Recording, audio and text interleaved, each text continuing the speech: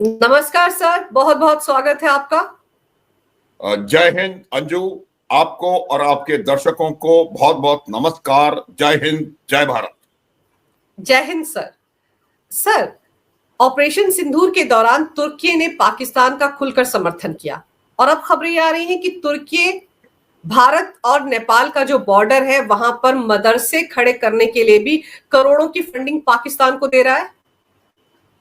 अंजू, जिस प्रकार से तुर्की और पाकिस्तान का, इसको मैं अनहोली नेक्सस कहूंगा, ये अनहोली नेक्सस चल रहा है, उसी में मुझे लगता है उसको एक कदम और आगे ले जाते हुए तुर्की ने इस प्रकार से पाकिस्तान और पाकिस्तान की आईएसआई की डायरेक्टली मदद करने की कोशिश करी है। देखिए, मैं आपको एक बात बता रहा हूं कि जिस प्रकार से मदरसे वहां पर उभर करके आ रहे हैं और भारत नेपाल बॉर्डर के दोनों तरफ मदरसे उभर करके आ रहे हैं और एक साथ बहुत ज्यादा पूरे बॉर्डर में, और ये बॉर्डर जो है वो उत्तराखंड, उत्तर प्रदेश, बिहार, पश्चिम बंगाल, 4 राज्यों से मिलता है। और इस बॉर्डर में जिस प्रकार से मदरसों का मशरूमिंग हुआ है और जिस प्रकार से मस्जिदों का मशरूमिंग हुआ है, वो बात बहुत ज्यादा सोचने की है। तुर्की द्वारा लगातार मुझे लगता है फंडिंग दी जा रही है, करोड़ों की फंडिंग तुर्की वहां दे रहा है। तुर्की के 2-3 उद्देश्य हैं। देखिए, तुर्की का साउथ एशिया में अब बहुत जबरदस्त इंटरेस्ट वो निकाल करके आ रहा है। लेकिन ये बात बिल्कुल निश्चित है कि वहां पर 2-3 मकसदों से तुर्की अपना fund Nepal border, Indo Nepal border पर लगा रहा है। मकसद पहला यह है कि वहां पर लोगों को रेडिकलाइज किया जाए इन मदरसों और मस्जिदों के द्वारा। मस्जिदों को मैं अभी थोड़ी देर के लिए छोड़ देता हूं, इन मदरसों के द्वारा, पहली बात।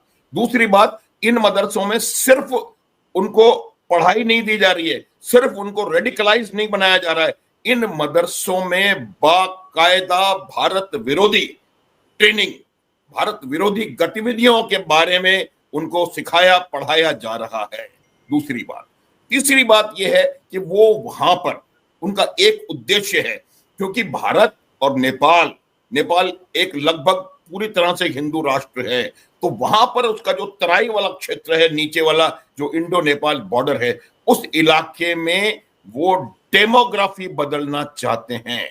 और वो डेमोग्राफी बदलने के लिए मैं मस्जिदों को अलग छोड़ रहा था, अब मैं बता रहा हूं कि मदरसों से उनकी सोच, उनकी विचारधारा को रेडिकलाइज कर रहे हैं और मस्जिदों के मार्फत वो वहां पर डेमोग्राफी बदलने का प्रयास कर रहे हैं। और ये जो पैसा तुर्की से आ रहा है, ये पैसा मात्र मदरसे बनाने में नहीं जा रहा है, ये पैसा वहां के गरीब लोगों को इन पैसों का लालच दे करके और इन पैसों के थ्रू वहां पर धर्मांतरण किया जा रहा है, और उन धर्मांतरण किया जा रहा है और इसी वजह से वहां पर डेमोग्राफी में काफी बदलाव आया है।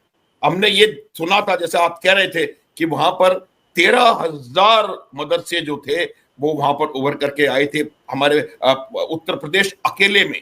अब उनकी जब फंडिंग के बारे में पता लगाने का प्रयास किया गया तो किसी के पास जवाब नहीं था। हर एक आदमी ये कह रहा था कि भाई इनकी फंडिंग हमने ज़कात, हमने चंदे से ये फंड इकट्ठा किया है। लेकिन कहां पर ये मदरसे बने हैं, वो जिन इलाकों में बने हैं वहां के लोग इतने गरीब हैं कि उनको अपने 2 जून की रोटी खाने को नहीं मिल रही है, वो मदरसे के लिए चंदा कहां से देंगे? तो ये एक कवरअप है। और जब उनसे पूछा गया कि भाई चंदा किसने दिया, तो वो बता नहीं पाए किसने दिया। तो ये इन जो मदरसे जो हमारी तरफ हैं उनके ऊपर तो उत्तर प्रदेश के माननीय मुख्यमंत्री ने काफी दबाव लगाया है।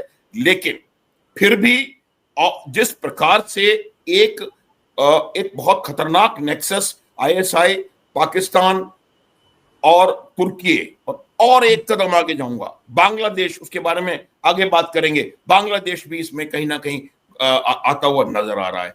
उत्तर प्रदेश में इनके ऊपर एक्शन लिया जा रहा है और बाकी जगहों पर भी कुछ करने की आवश्यकता है। पश्चिम बंगाल में क्या होगा, बिहार में क्या होगा, क्या करना है। लेकिन ये भारत के लिए एक बहुत खतरनाक सिचुएशन हो रही है। सर, एक तरफ आप ये देखिए कि तुर्की के विदेश मंत्री, रक्षा मंत्री पाकिस्तान के दौरे पर थे और अब वो पाकिस्तान से कह रहे हैं कि आप साइप्रस के उस इलाके में इन्वेस्ट कीजिए जिस पर कि तुर्की ने कब्जा करके रखा है, नॉर्थ साइप्रस का जो इलाका है। तो वहां पर इन्वेस्टमेंट कैसे कर सकता है पाकिस्तान सर? वो तो खुद भिखारी है। अंजू, मैं आपको एक बात बताऊंगी, जो इन्वेस्टमेंट के छद्म में जो बात पाकिस्तान को कही जा रही है वो ये है कि पाकिस्तान को कहा जा रहा है कि आप वहां पर अपने आतंकवादियों को भारत में तो भेज ही रहे हैं, उनको साइप्रस के उत्तरी इलाके में भी भेजें। अब मैं आपको थोड़ा सा इतिहास बताना चाहूंगा, आपके दर्शकों को मालूम होना चाहिए। 1960 में साइप्रस अंग्रेजी शासन, अंग्रेजी कॉलोनियलिज्म से आजाद हुआ और उनमें नेचुरली थोड़ा बहुत जो जो इश्यूज थे, पॉलिटिकल इश्यूज थे, राइवलरीज थी, वो चलती चली गई।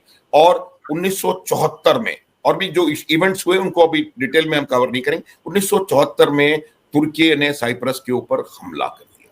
तुर्की ये इन्वेजन इसको कहा जा रहा है, और उसको हमला करके लगभग 1/3 तुर्की पर, जो उत्तरी और उत्तर पूर्वी जो तुर्की का जो जो साइप्रस का इलाका है, उस पर तुर्की ने कब्जा कर लिया और उसको नॉर्थ टर्की, नॉर्थ साइप्रस कह के उसने मान्यता दे दी। दुनिया में सिर्फ एक देश है जो उस उत्तर साइप्रस को मान्यता देता है, उसका नाम है तुर्की। पाकिस्तान तक ने उसको मान्यता नहीं दी हुई है आज तक, पहली बात। दूसरी बात ये हुई कि जब वहां पर इस प्रकार का एक चीज उभर करके बिल्कुल सामने आई कि तुर्की डायरेक्टली ऑपरेशन सिंदूर के दौरान भारत के खिलाफ इन्वॉल्व था। तुर्की के ड्रोन्स यहां पर काम कर रहे थे। 17 अप्रैल को तुर्की का C-130 हरक्यूलिस जहाज, जो कि हेवी लिफ्ट एयरक्राफ्ट है, वो कराची में लैंड होता है। उसके बाद एक लेफ्टिनेंट जनरल तुर्की का जाकर के पाकिस्तान के एयर चीफ मार्शल से मिलता है, क्योंकि उसमें वो हथियार भेजे गए थे जिन हथियारों का एयरफोर्स ने इस्तेमाल किया भारत के खिलाफ, वो अपने ऑपरेटर्स भेजता है वहां पर। उसके अलावा तुर्की का एक वॉरशिप आकर के कराची में खड़ा हो जाता है। तुर्की ने पूरी खुले तौर पे पाकिस्तान की मदद करी। फिर इसको इसका एक लेसन देने के लिए जब G7 समिट में हमारे प्रधानमंत्री जा रहे थे, तो उन्होंने साइप्रस, जो कि तुर्की की एक दुखती रग मेरे ख्याल से है, वहां पर जाकर के उन्होंने विजिट किया। न केवल विजिट किया, उस जगह पर गए जो कि ग्रीन लाइन कहलाती है, ग्रीन लाइन पर जाकर के गए और उन्होंने उस बैकड्रॉप में तस्वीरें खिंचवाई जहां पर कि तुर्की का झंडा नजर आ रहा है। ये एक बहुत बड़ा मैसेज था, ये एक बहुत बड़ा मैसेज था भारत के द्वारा तुर्की को। फिर भी बावजूद उसके तुर्की ने लगातार पाकिस्तान के साथ इस प्रकार की जो सांठ गांठ है उसको करने की कोशिश करी। और मेरा आकलन कहता है कि वो इस आड़ में कि आप कैसे वो नॉर्थ साइप्रस में आप मुझे बताएं कोई इन्वेस्टमेंट कर सकता है साइप्रस की परमिशन के बगैर। यानी कि नॉर्थ साइप्रस, जिसको कि पूरी दुनिया में कोई भी, यूनाइटेड नेशंस कोई भी उसको मान्यता नहीं देता है, वहां पर पाकिस्तान जाकर के इन्वेस्टमेंट करेगा, कोई सवाल पैदा नहीं होता। वहां पर उनको कहा जा रहा है कि जो आप आतंकवादी, जो फैक्ट्री में से अगली खेप जो निकलेगी, उस खेप को आप उत्तर साइप्रस में भेजें, ताकि हम वहां पर जो है अपना काम, अपना जो एजेंडा है उसको चला सकें। लेकिन मैं बता दूं आपको, ये उनका सपना 2 स्वप्न में बदल के रह जाएगा, ये कभी पूरा हो नहीं सकता। एक दो चीजें और मैं बताऊंगा। अभी जैसे जो तुर्की के डिफेंस मिनिस्टर और एक्सटर्नल अफेयर्स मिनिस्टर, दोनों, रक्षा मंत्री और विदेश मंत्री, इकट्ठे पाकिस्तान में पहुंच गए। वो सिर्फ वही नहीं है, उसके अलावा एक हाई लेवल डेलीगेशन बांग्लादेश में पहुंच गया। ये देखिए, तुर्की 2-3 चीजें बिल्कुल साफ तौर पे नजर आ रही हैं। एक तो ये कि वो साउथ एशिया की जियोपॉलिटिक्स में एक प्लेयर बनना चाहता है। मैं यही शब्द इस्तेमाल करने वाला था। तुर्की नेपाल में प्लेयर बन चुका है। तो तुर्की अब क्या चाहता है? नेपाल में प्लेयर वो बन रहा है, पैसा इन्वेस्ट कर रहा है, बांग्लादेश में जा रहे हैं, पाकिस्तान उनका पुराना साथी है ही। आप देखेंगे जब से एर्दोगान की सत्ता आई है तुर्की में, वो 10 बार पाकिस्तान की विजिट कर चुका है। आप मुझे बताएं कौन से देश का कौन सा हेड एक ही देश में 10 बार जाकर के विजिट करता है? ये अनहोली नेक्सस है। ये इनका उद्देश्य है कि इस्लाम, सुन्नी इस्लाम को इस क्षेत्र में पूरी तरह से फैलाया जाए। और उनका एक आइडिया है कि एक कॉन्टिन्यूअस स्टेट ऑफ हॉर्मुज से लेकर के स्टेट ऑफ मलाक्का तक एक स्टेट, एक ग्रीन बेल्ट बना दी जाए, जिसमें सारा सुन्नी मुसलमानों का वहां पर पूरा कब्जा हो। तो तुर्की जो है वो भारत के खिलाफ हमेशा से कार्रवाइयां करता रहा है।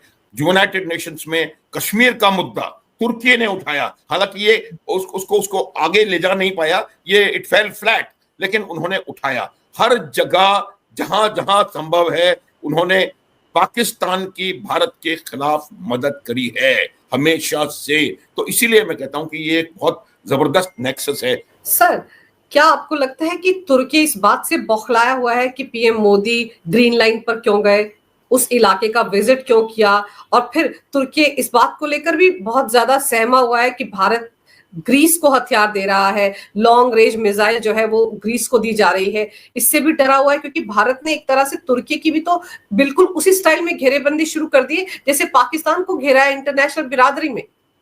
बिल्कुल बिल्कुल, आपने बहुत ही सटीक, एक तो सवाल बहुत बेहतरीन है और बहुत सटीक आपका आकलन रहा है। देखिए, न केवल ग्रीस, देखिए हम हमारे आर्मीनिया के साथ भी बहुत अच्छे संबंध हैं।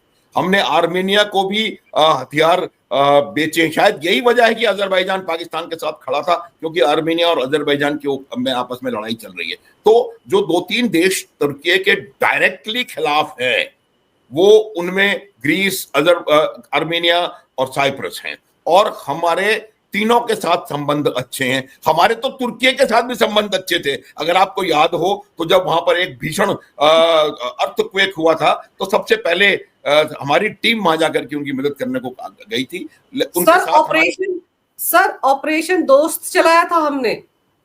बिल्कुल वही कह रहा हूं, तो हमारे तो उनके साथ भी अच्छे संबंध हैं, लेकिन वही नहीं चाहते, वही उन्होंने पूरा आकर के पाकिस्तान को डायरेक्ट मदद करिए, F-16 फाल्कन्स और व्हाटएवर बात हम कर चुके हैं। तो मेरा ये मानना है कि तुर्की को इस बात से भी काफी परेशानी है कि क्यों हमारे आर्मेनिया के साथ संबंध अच्छे हैं, क्यों हमारे ग्रीस के साथ संबंध अच्छे हैं। ग्रीस में हमारे CDS और chief of the army staff भी गए हैं, तो उनको ये लगता है कि हम उनको कहीं ना कहीं घेरने की कोशिश कर रहे हैं, और इसके एवज में वो प्रयास कर रहे हैं कि भारत को नेपाल, पाकिस्तान, बांग्लादेश की तरफ से एक घेरने की कोशिश करें, और एक रेडिकल इस्लामिस्ट बेल्ट भारत के चारों तीन तरफ से उसको क्रिएट किया जाए। ये बार बार ये पॉइंट मैं बता रहा हूं, इस बात को समझने की बहुत जबरदस्त जरूरत है कि इसमें जो धार्मिक एंगल है वो बहुत भारी है, बहुत स्ट्रांग है, और यही वजह है कि तुर्की अब पैसा लगा रहा है मदरसों के और मस्जिदों के निर्माण में। जो मदरसे 600 मस्जिदें 600 कुछ थी, आज नेपाल में वो इंडो नेपाल बॉर्डर पे 1000 मस्जिदें हो गई हैं। कोई इसकी वजह बताए कि पूरी 100% हिंदू नेशन में इतनी सारी मस्जिदें क्या कर रही हैं। ये तमाम चीजें हम बिल्कुल वहां पर डेमोग्राफिक चेंज और भारत विरोधी गतिविधियों को बढ़ावा देने के लिए सब हो रहा है, लेकिन तुर्की की परेशानी यही है कि वो भारत का बढ़ता हुआ कद और जिस प्रकार से भारत के प्रधानमंत्री को और भारत को पूरी दुनिया में मान्यता मिल रही है, पूरी दुनिया में उनका डंका बज रहा है।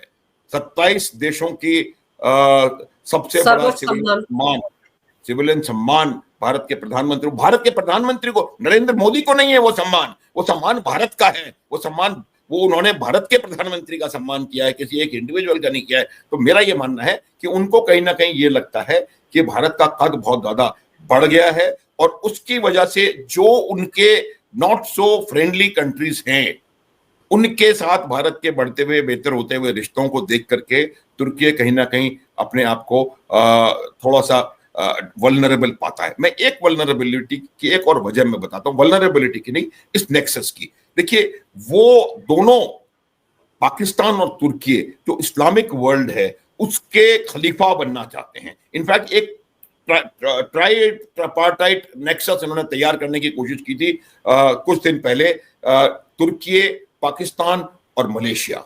ये एक इन्होंने एक एक्सेस बनाई थी, और जिसके थ्रू वो इस्लामिक वर्ल्ड के ऊपर अपनी खलीफा बनना चाहते थे। तो अब मुझे लग रहा है कि अभी भी पाकिस्तान और तुर्की उस जुगाड़ में लगे हुए हैं। पाकिस्तान का ये बहुत बड़ा घमंड है कि हमारे पास न्यूक्लियर एसेट्स हैं, तो हम एक इस्लामिक वर्ल्ड में एक बहुत बड़ी ताकत हैं। तो ये भी एक उनकी वजह है, और वो इस बात को जानते हैं कि भारत और बांग्लादेश दोनों में जो इस्लामिक मुस्लिम पॉपुलेशन है वो बहुत ज्यादा है।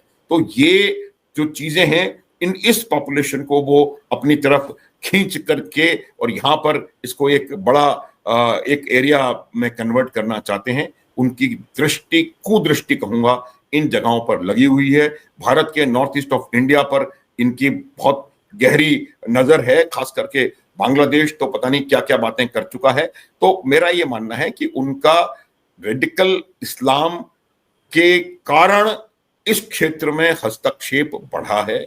वो उसके साथ साथ चीन के साथ भी सांठगांठ करना चाहते हैं। चीन, पाकिस्तान, तुर्की, ये एक धड़ा बनकर उभर करके सामने आया है, जो कि भारत के खिलाफ कार्रवाई कर रहा है, क्योंकि ये तीनों देश नहीं चाहते कि भारत प्रगति करे और भारत 2047 तक एक सुपर पावर बन जाए। लेकिन मैं आपको बता दूं अंजू, भारत 2047 तक सुपर पावर बन के रहेगा, कोई कुछ भी कर ले। सर, एक चीज और है कि पहले तो पाकिस्तान का मीडिया सिर्फ इस बात को लेकर रोता था कि भारत हम पर हमला करेगा, भारत हमारे से आगे निकल रहा है, और आजकल तो वहां पर ये रोना धोना मचा हुआ है कि भारत तुर्की के खिलाफ दूसरे देशों को हथियार दे रहा है, तुर्की के लिए दिक्कतें पैदा कर रहा है। आप सोचिए, पाकिस्तान का मीडिया जो पहले चीन को अपना सदाबहार दोस्त बताता था, आजकल तुर्की के पीछे खड़े नजर आ रहे हैं वहां के मीडिया और वहां के डिफेंस एक्सपर्ट। अंजू देखिए, पाकिस्तान का मीडिया, पाकिस्तान के सो कॉल्ड डिफेंस एक्सपर्ट्स या जो भी हैं, वो तमाम आईएसपीआर, डीजीआईएसपीआर के एजेंट। कोई भी मीडिया का कर्मी या कोई सोशल मीडिया का यूट्यूबर या कोई भी अपना चैनल चलाने वाला वो, या कोई भी किसी भी प्रकार के वहां लोग बिना पाकिस्तानी आर्मी के क्लियरेंस के कुछ नहीं बोल सकते। अब आप देखेंगे क्या होता है। यही बात हम बार बार बताते हैं कि अंतर्राष्ट्रीय संबंधों में, अंतर्राष्ट्रीय परिप्रेक्ष्य में कोई परमानेंट फ्रेंड नहीं है, कोई परमानेंट एनिमी नहीं है, सिर्फ परमानेंट इंटरेस्ट होता है। उदाहरण सबसे बड़ा, जब इजराइल बना तो इजराइल के साथ जो 3 मुस्लिम देश थे उनके नाम इस प्रकार से थे: ईरान, तुर्की और नमीबिया। और आज अगर इजराइल के 3 सबसे बड़े शत्रु हैं तो ये इस बात को सिद्ध करता है। तो अभी आज की परिस्थिति में पाकिस्तान को यह लग रहा है, मैंने आपको बताया, ये शब्द बार बार प्रयोग लूंगा, हीरा मंडी, जो पैसा फेंकेगा वो पाकिस्तान उसका। तो पाकिस्तान को यह लग रहा है कि हालांकि उनका 81% मिलिट्री हार्डवेयर अभी भी चीन से आ रहा है, लेकिन उनको यह लग रहा है कि आज अमेरिका के पाले में रहना उनके लिए कहीं ना कहीं फायदेमंद हो सकता है। तुर्की भी नाटो का सदस्य है, तुर्की से जिस प्रकार की उनको डायरेक्ट हेल्प मिली है, तो वो दो चीजें देख रहे हैं। एक तो अमेरिका से फाइनेंशियल हेल्प, क्योंकि एक बहुत जबरदस्त फाइनेंशियल क्राइसिस, ये माने या न माने, पाकिस्तान में है। 25 बार आईएमएफ ने बेल आउट किया है। बेल आउट का मतलब होता है कि जब आपकी इकोनॉमी क्रश हो गई हो, खत्म हो गई हो, तो उसको बचाने के लिए जो पैसा दिया जाता है उसको बेल आउट कहते हैं। और ये 25 बेल आउट, 24 या 25 बेल आउट इनके हो चुके हैं। इनका बहुत बुरा हाल है। तो ये इस वजह से उनको लगता है कि तुर्की के साथ वो इस्लामिक वर्ल्ड में अपना अपना अपना खलीफत बनाएंगे और अमेरिका से वो पैसा लेंगे। इसलिए चीन कहीं ना कहीं एक स्टेप पीछे है, लेकिन इसको हमें बहुत पिंच ऑफ सॉल्ट के साथ लेने की जरूरत है। चीन जो है उसका भी इंटरेस्ट पाकिस्तान नहीं है, उसका इंटरेस्ट इंडिया को काउंटर करना है। अगर हम नेपाल की बात करें अपने बॉर्डर की, तो पोरस बॉर्डर है, बड़े आसानी से लोग आते जाते हैं सर, उसका फायदा ये उठाना चाहते हैं। तो उस बॉर्डर को भी हमें एक तरह से सील करने की जरूरत लगती है आज की तारीख में आपको। देखिए, मैं आपको एक बात बताऊं कि भारत और नेपाल के रिलेशन, आफ्टर नेपाल भी भारत का एक हिस्सा था, और एक समय ऐसा आया था जब नेपाल भारत में मिलना भी चाह रहा था। लेकिन अब क्या है कि हमारे क्योंकि बहुत अच्छे रिलेशनशिप थे, इसलिए हमने पूरा एक बॉर्डर, पूरा पोरस बॉर्डर, खुला हुआ बॉर्डर रखा था। और न केवल बॉर्डर खुला हुआ था, वहां पर जाने के लिए किसी पासपोर्ट की भी आपको, वीजा की आपको आवश्यकता नहीं थी। इसका फायदा उठाया। देखिए, 2 चीजों का फायदा उठाया गया है। पहली चीज, वहां पर ये बॉर्डर बिल्कुल खुला था और फ्री मूवमेंट था दोनों देशों के बीच में, उसका फायदा उठाया। और दूसरा चीज, जो वहां की टेरेन है, थोड़ी डिफिकल्ट टेरेन है, जिसमें से कि आप inter country Indo Nepal movement है, उसको बिना दिखाई दिए, पकड़े का सवाल नहीं, बिना दिखाई दिए भी कर सकते हैं। और वहां पर गरीबी बहुत है दोनों तरफ, चाहे वो नेपाल वाला तराई का रीजन हो या हमारा वाला उत्तर प्रदेश, उत्तराखंड, बिहार, पश्चिम बंगाल से लगा हुआ नेपाल का बॉर्डर हो, वहां पर बहुत गरीबी है। तो उसका लाभ उठाते हुए बहुत लार्ज स्केल पर उन्होंने प्रयास किया। और ये आपका जो प्रश्न है, मैं ये कह रहा हूं कि वहां पर आवश्यकता बॉर्डर को सील करने की नहीं है, लेकिन बॉर्डर को इससे बेहतर तरीके से उसमें सर्वेलांस करने की आवश्यकता है। अगर कोई अनयूजुअल एक्टिविटी वहां पर नजर आती है, अगर कोई नया मदरसा या मस्जिद वहां पर उभर करके आती है, तो उसकी जांच करना, और अगर वो अनऑथराइज्ड है तो उसको डिमोलिश करना या उसको रोकना बनने से, ये मेरे को लगता है कि ज्यादा इंपॉर्टेंट है। आपको बॉर्डर सील करने की जरूरत नहीं है, वहां पर अपनी विजिल बढ़ाइए, अपने सर्वेलेंस बढ़ाइए, अपनी इंटेलिजेंस ठीक करिए, और किसी भी प्रकार की ऐसी गतिविधि जो भारत विरोधी हो या रेडिकलाइजेशन को बढ़ावा देती हो या धर्मांतरण कर रही हो, उस गतिविधि को रोकना, ये मेरे हिसाब से इंपॉर्टेंट है। और मैं आपको बता दूं उसी सांस में कि उत्तर प्रदेश की सरकार ने इसको करने का अच्छे से प्रयास किया है, लेकिन और प्रयास की आवश्यकता है हर एक सरकार को। इनफैक्ट भारत सरकार को यहां पर प्रयास करने की आवश्यकता है, अन्यथा ये एक बहुत वॉलेटाइल रीजन बनने का पोटेंशियल है। और जिस प्रकार से भारत विरोधी ताकतें यहां पर अपना इंटरेस्ट दिखा रही हैं, और अब तुर्की, कल की खबर है ये कि तुर्की ने वहां पर आकर के फंडिंग करना शुरू किया है, तो मेरे को लगता है कि इसके लिए हमको बहुत कठोर कदम उठाने की आवश्यकता है। बॉर्डर सील करने का समय अभी नहीं आया। जैसे बात हो रही थी कि अमेरिका बहुत बड़ी डील करेगा पाकिस्तान के साथ, तो सवाल तो ये था कि डील करेंगे क्या, ट्रेड करेंगे किस चीज का? तो ये भी इन्वेस्टमेंट की जो बात कर रहा है तुर्की कि हमारे यहाँ इन्वेस्ट कीजिए नॉर्थ साइप्रस में आकर, तो वहां क्या करेगा? आतंकवादी ही भेजेगा। पर चलिए सर, अब देखते हैं कि आगे चलकर इसको लेकर और क्या खुलासा होता है। लेकिन भारत के लिए चौकन्ना रहने का वक्त है। जिस तरीके से इंडो नेपाल बॉर्डर पर तुर्की मदरसे और मस्जिद खड़े करने में मदद कर रहा है पाकिस्तान की, वो एक कंसर्न का विषय है। देखते हैं इस पर आगे क्या होता है। लेकिन सर, आपने समय निकाला, बहुत ही विस्तार से बहुत अहम जानकारी मेरे दर्शकों को दी। आपका बहुत बहुत धन्यवाद। नमस्कार, जय हिंद। जय हिंद अंजू। जय हिंद सर।